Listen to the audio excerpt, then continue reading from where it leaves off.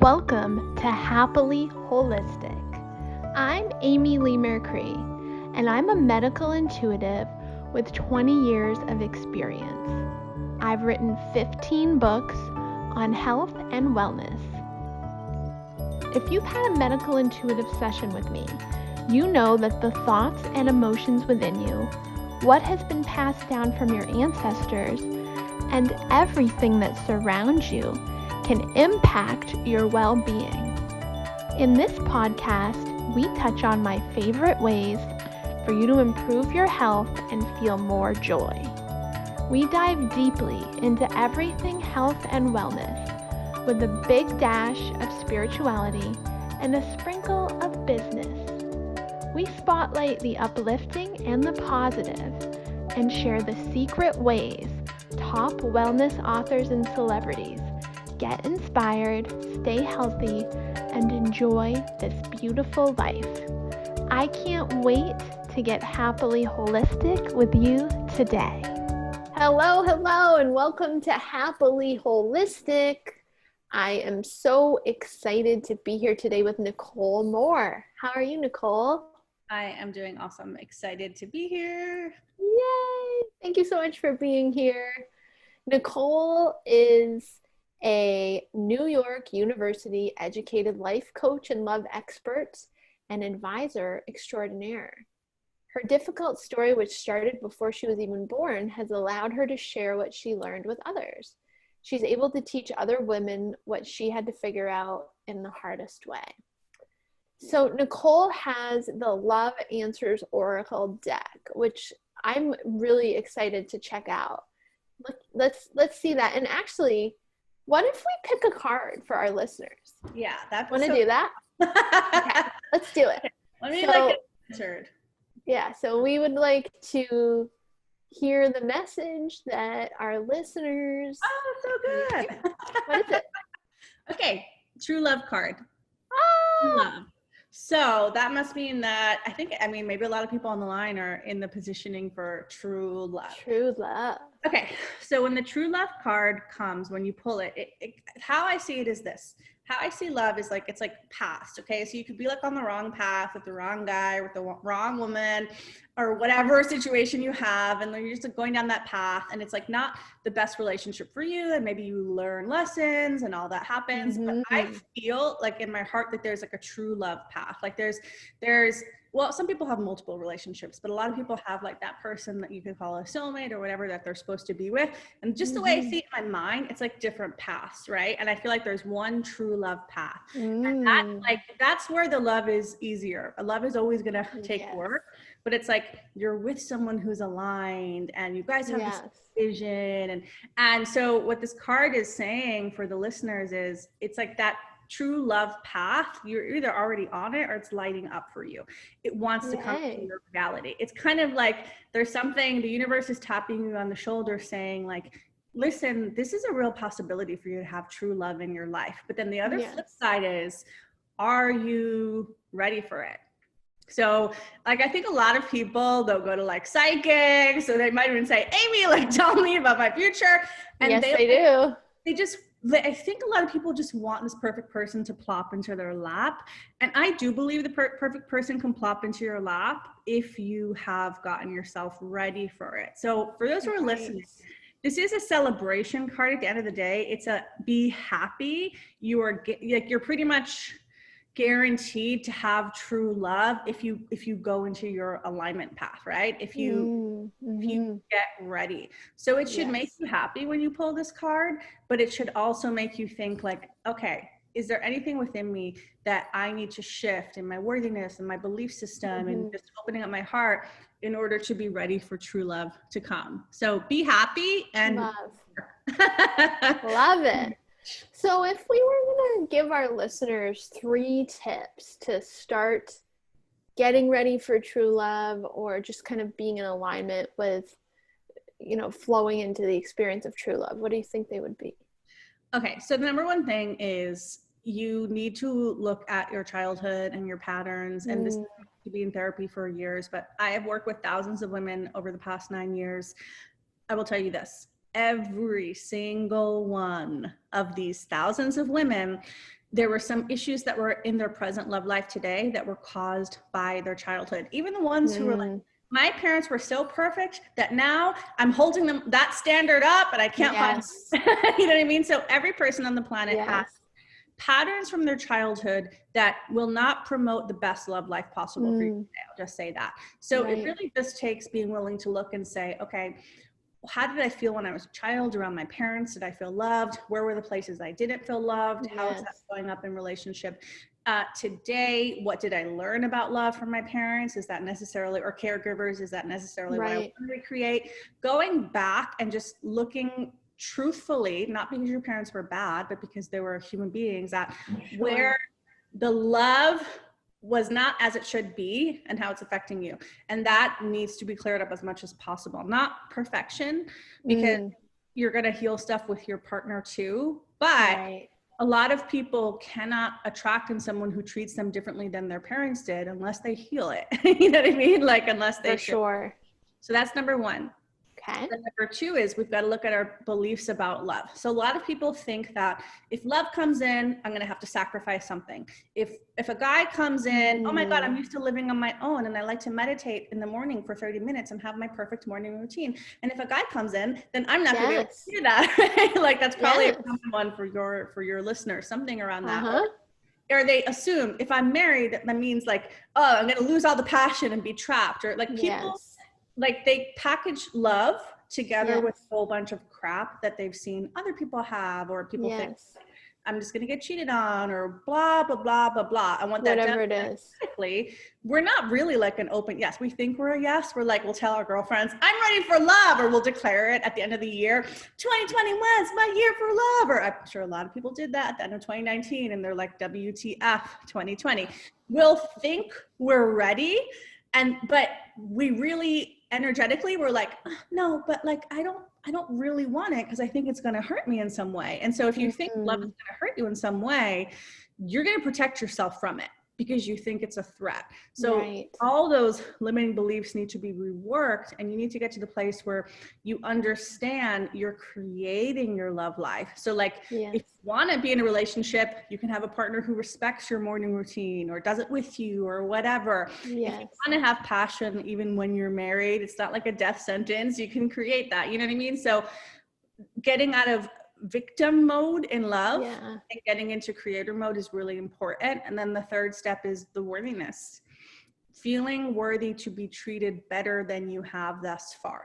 It's really, really, really big deal, because especially women do this. I think men probably do this too, but like, we just kind of go around assuming that however our exes treated us, like the shitty ways, I don't know if I can say that, Amy, the bad ways, however they treated us, / however our parents failed to treat us well, that's like the limit that we have for how good love can get. And so many people, their threshold for how good it can get is abysmally low. And so you have to start, this is where it's good to get examples. So like, it's like, if you can see other people that are having good relationships and like, oh, this person did this for their wife, like I want that. And you kind of start to create a picture of what's available to you. Your worthiness level is going to increase. But an easy hack is just to say, if I could get treated 10 times better than anyone has ever treated me in the past, what would that look like? What would that feel like? And write that out and kind of start to understand that is not asking for too much. Like likely that is asking for a bare minimum. Like I used to freak out when a guy like drew me a bath, like, because that was like the level of my, just like, oh, I'm going to draw a bath for you. And I thought that was like the most amazing thing in the world. Like just that, you know, and now I laugh because I'm like, what the hell was I thinking? Why did I think that was so good? You know what I mean? So we have to raise our standards and we have to feel worthy of more, because if you don't, like, you're always just going to get treated at the level that you feel worthy of. Usually not better. Or if you do get better, you sabotage it, you know? Right. So let's talk about the sabotage thing. What do you think sabotage looks like, and why do we do it, and how can we stop doing it? Okay, well, to get really like deep, on a deeper level. Yeah. You know, like if you were to open up A Course in Miracles, what it would say is that we're all afraid of love because we think that if love comes in, our fear mind, our ego mind is going to die. So like that's what's happening on the deepest level, where we're afraid we're going to lose, you know? And so a lot of people have an addiction to their like broken down identity in love. Like you can tell these people, Amy, and maybe the listeners, it's like, you like kind of secretly enjoy telling your girlfriends how crappy your love life is, or, you know, like, or you know how long you're like, I've been single for 1 year, you know, 5 months, 4 days and 3 hours. You're like, it's part of your identity. So I think like the idea that you could be loved entirely for who you are, you could have a really great person in your life, you could have a really great relationship, is very threatening to the part of us that has suffered and wants that real. And we like, it's almost like we feel like we can't have the good, because then it means somehow that our suffering, I don't know what it means. We'll be right back after this short break. Hey there, it's Amy Lee Mercury. People have been asking what to expect when you book a medical intuitive session with me.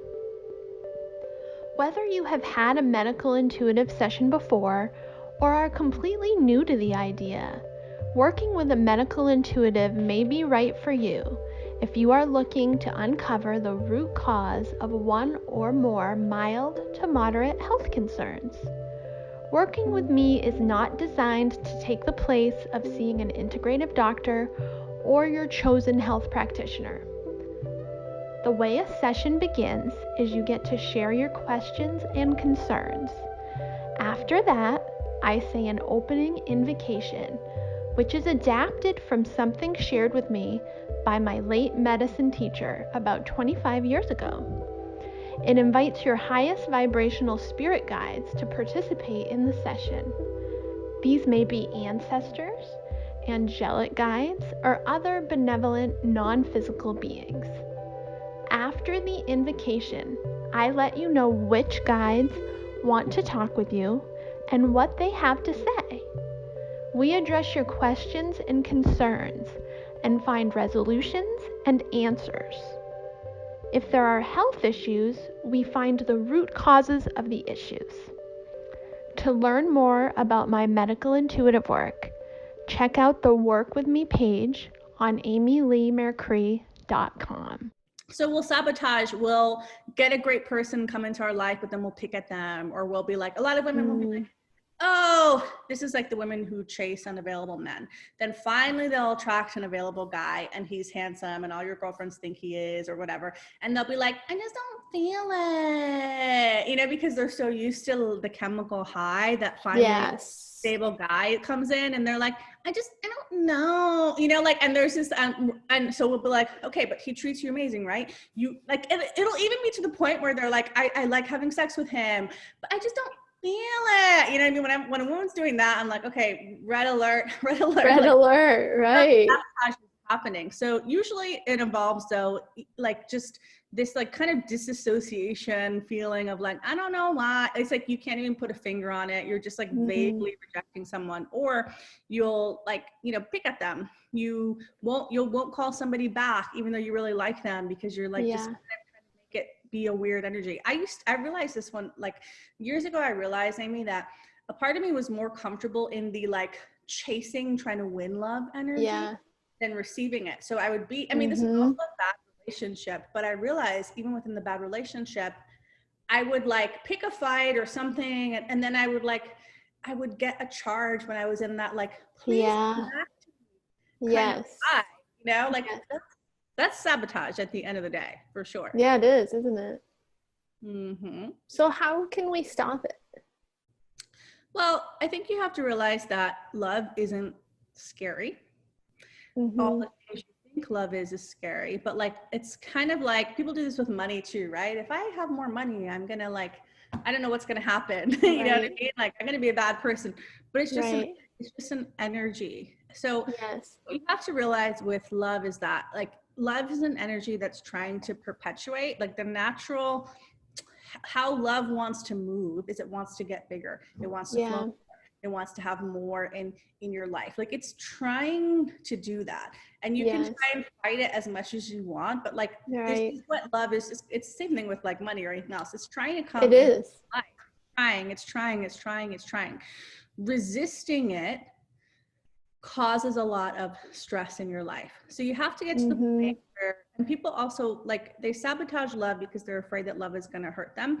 They're afraid they're going to be hurt again. And they don't realize that they're strong enough to like handle it. So when I was like cheated on, I was in a relationship with a narcissist, all that stuff. And then I got out of it.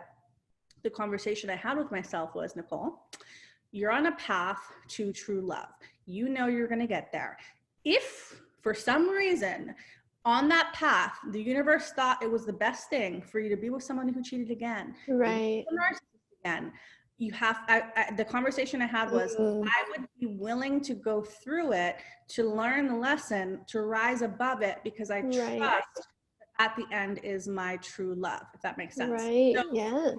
You can get to a place in your love life where you're it's not like you're like, yay, hurt me, because I'm not talking about being masochistic. Sure. But you're willing for whatever needs to come into your life to bring up the stuff that needs to heal so you can be in the right relationship. And then your energy is less like, I don't want to be hurt. And it's more, I just want to heal. I just want to heal so I can be with the right person. But it's like a paradox that when you're not like, please don't hurt me, please don't hurt me, please don't cheat on me, please. And when you're just open and you're like, I'm willing to experience it all. I know I'm stronger than whatever could come my way. I know if like somebody dumped me and I really liked him, it would suck. But who I am is the person that would rise above.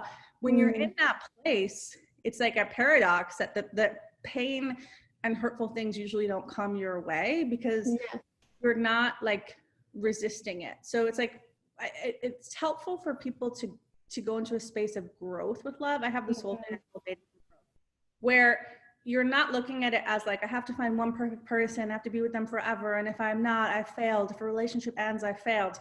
But you're more understanding that your job is to grow into the person who can receive the most love and give the most love and be the most love through the path of relationship. And it's great when you can find a partner who you could do that with and they can be your lifelong partner. But like, you're not a failure at any point of your journey. If you're single right now, you're not failing. If you just broke up right now, you're not failing. If you're married for 23 years, but you just had a fight with your partner, you're not failing. It's like love is like a path and a continuum, not one destination, if that makes sense. I love that. Yeah. I love that. And do you think as we navigate love, sometimes I know some people kind of come up against the union of love versus the separation of individuality, and how do we navigate between these two and keep our individuality but be part of a unit? How do you counsel your and that's a big reason why like strong independent people don't want to be in relationships, right? Because where it's like, this happened to me, Amy, where like I had been so desperate for love, and then I worked on myself so much, and I was like, I feel so good. I was like connected to my spirit every day, connected to God, good. And I had that moment of fear of like, oh, somebody's gonna come in and like mess it up and lose myself. But then I really truly realized, if it's a creation, who would be the person that like in a relationship with them, I wouldn't have to give up on my relationship? Who would be the person that would celebrate my individuality and my power and all the crazy things I need my own energy to like be okay? You know what I mean? So I started, instead of being like, I have to lose something, my individuality, or like, like checking in, whatever the thing is that you think like, I'm not going to like it if I'm in a partnership. You're doing that because of past relationships with people who haven't been the right match in the first place. Control you, or they didn't like your free spirit or whatever. But when I stopped all of that and I was like, wait, I truly could just find somebody who's really a match for me in all personality, then, you know, I found that person. So I'm very strong. I have a one energy sensitivities. You know this, Amy. Like I, you know what I mean? My husband will be like packing the duct tape for me for hotels because like I have to put tape on all the lights because I can't sleep. He doesn't I know, they're so bright. Right? I'm always putting hotel face cloths over things. Yes. Like a whole thing with the hotels. But like the point is that like you really, if you're in a relationship, it's different because then you really have to like communicate and do. Can't. Sometimes you're with someone and they are not the most supportive to you being your highest self, and that's really sad. And then you, in my opinion, should make the choice to be yourself rather than stay. Right. You know, if you have children involved, it's like a whole thing. But if you're single, it's like such a great opportunity to just be like, let me bring the best person for me. Let me bring the person that can be me every single freaking day, and they compliment me, and it's not a problem. But you have to love yourself for that. Like you have to like love all the things about you so much that you're not willing to give them up for anybody. And when you're in that place where you love yourself so much, it's nice to have someone by your side. It really is. But you're not like, oh, well, I'd rather like be with them than I used to be like that, right? Like I'd rather be with my shitty ex than like work out. I don't know. It was like, it's insane when you're in that place, right? Like, and then they're not even that great, but like you give up everything to be with them, you know? That is, that's not what I'm talking about, you know? But when you're in that, you love yourself so much, it's like, yeah, I feel great when I'm alone. I feel great when I'm with my partner, and there's no compromise. I love that. Such wonderful words of wisdom. We've already like come to almost the end of our time, and we could talk for so much longer. You know, like I swear to God, I don't know what's happened recently, but in every like interview or do, I feel like I'm just like, you're just channeling though. I mean, you're just channeling and exactly what listeners or viewers need to hear, and it's coming out. That's how it goes. It's just flowing through you. I love it. So I want to ask you our last question. If you could send a message back in time to your 16-year-old self, you could only tell her one thing, what would it be? Probably you're so much better than you think you are. Like I had so much doubt and insecurity and low self-worth. And when I look back now, like it's just like you are so much better than you think you are. Like raise your opinion of yourself now. Would be what I would say. I think that would have saved me a lot of pain, but you know. Me too. Me too. I love it. I'm sure a lot of us are going, yeah, same, you know, who are listening. Thank you so much for being here, Nicole. This was so fun. Yeah. So you can find Nicole at, what's your website? Loveworksmethod.com. That's what I thought. Find me on Instagram. It's at Nicole Moore Love. You can find me on YouTube too, just pretty much anywhere. If you type in like Nicole Moore Love, you can find me. Nicole Moore Love. And Moore. Correct? Yeah. Not like Moore Love, like my last name is Moore. I think it's very apropos though, because it is Nicole Moore Love, because you are bringing more love. Yeah, I think it's the perfect name for you. Yeah, so find Nicole at Nicole Moore Love on Instagram and at loveworksmethod.com. Thank you so much for being here. Thank you. Yay, and thank you all so much for listening. We hope that you are enjoying the true love vibe that you are aligning with or already on. Lots of love. Thanks for listening to Happily Holistic with me, Amy Lee Mercury. You can find out more about the show on amyleemercury.com on the podcast page. Please stop by your favorite social platform and leave me a comment. I'd love to hear how you liked today's show and what topics you'd like me to cover in the future. Come find me on Instagram and Facebook at amyleemercury.com. If you would like to see what a medical intuitive session with me is all about, hop on over to the Work With Me page on amyleemercury.com. Until next time, stay happily holistic.